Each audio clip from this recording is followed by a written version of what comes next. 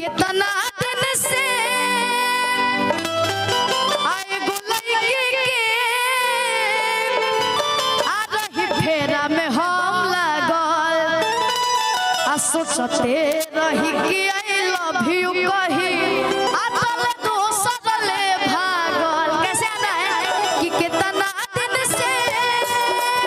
ए गुलई के रही फेरा में हम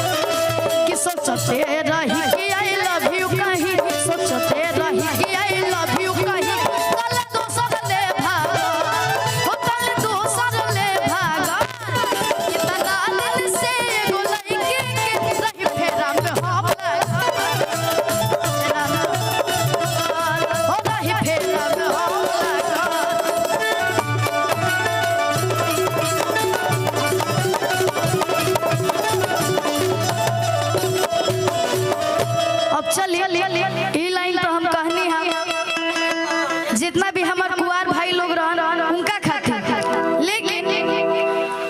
अब जोन शादीशुदा हमार भैया लोग बड़े आज का शादी से